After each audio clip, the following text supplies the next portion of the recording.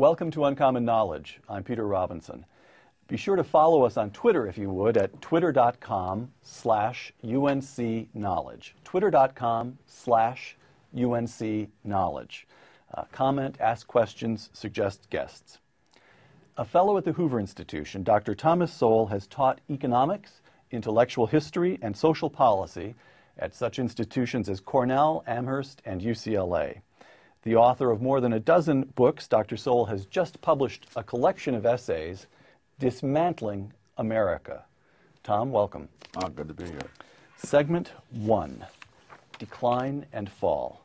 From Dismantling America, quote, "The collapse of a civilization is not just the replacement of rulers or institutions with new rulers and new institutions. It is the destruction of a whole way of life and the painful and sometimes pathetic attempts of rebuilding amid the ruins. Is that where America is headed? I believe it is." Close quote. Now, whatever troubles we have, it's still the richest, most powerful nation in the world. We're still fundamentally at peace. Some soldiers in Iraq, some soldiers in Afghanistan, some in Germany, some in South Korea, but relatively small wars by historical standards in Afghanistan and Iraq. How can you say such a thing? Well, you know, that description would also have fit the United States on December 6, 1941.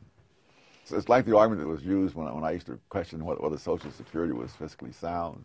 And I said, Social Security has never missed a payment. It's never been a day late or a dollar short. I said, that's always true right up to the moment of collapse. Again, from Dismantling America. While the Obama administration is not the root cause of the ominous dangers that face this country at home and abroad, it is the embodiment, the personification, and the culmination of dangerous trends that began decades ago. How does the President of the United States embody dangerous trends? How do you see this man? Oh my gosh. I see him as someone who all his life has been associated with and part of a group of people who fundamentally don't believe in the principles of this country. Not only people, the most obvious example, obviously, is Jeremiah Wright. People like Bill Ayers, whom he's tried to disavow.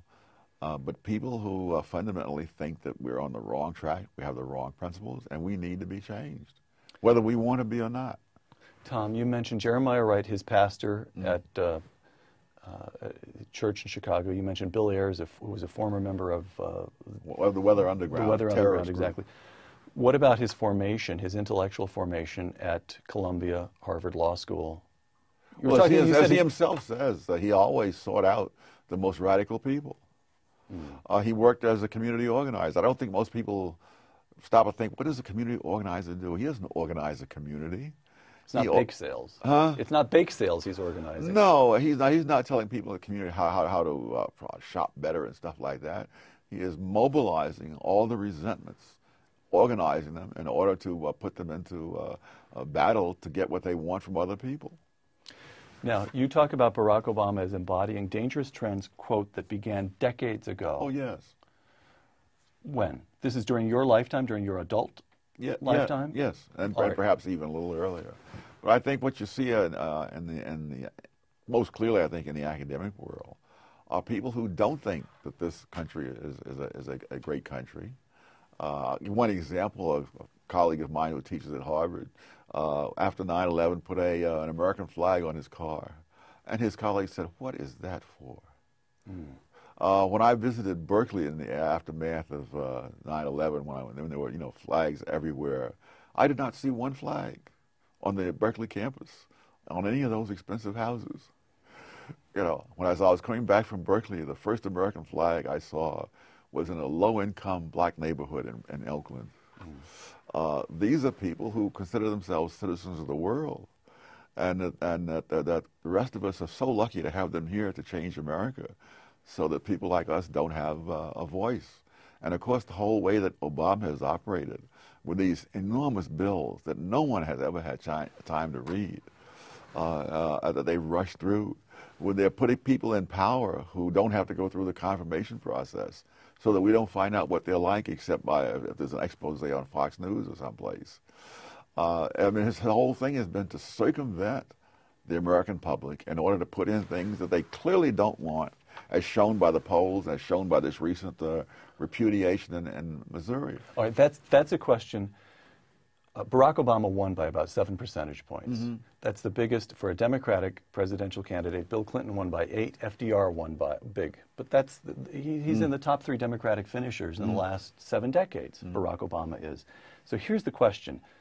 You've described him, you've described the academic elites. To what extent the American people voted for him?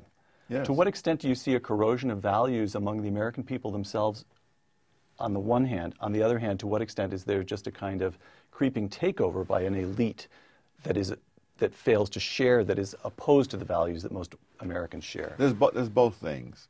And I think part of the reason so many people voted for him was that what they got through the media was so filtered that they poo-pooed this man having been a member of a church run by a ranting racist because they wanted to believe that he was going to be a unifier. Community organizers don't unify. They divide. They polarize. That's how they get what they want. I never thought of Acorn as a unifying force in American life. And this man is not. But, of course, if they don't know that, then, of course, they may vote for him. So it's the press, it's Barack Obama and the administration, it's the elites at academic institutions. But it's not just a thing that happened now. Long before Barack Obama's name became known, there was this attitude essentially repudiating the principles of the country. I mean, it started, I think, with Woodrow Wilson, who was the first president of the United States to openly say that the Constitution, needed to be superseded. And he didn't mean that there needed to be amendments to the Constitution, which anybody can be for, but that the courts should do this. In other words, to circumvent the voting public, and put in the things that the judges think ought to be put in, irrespective of what the Constitution says.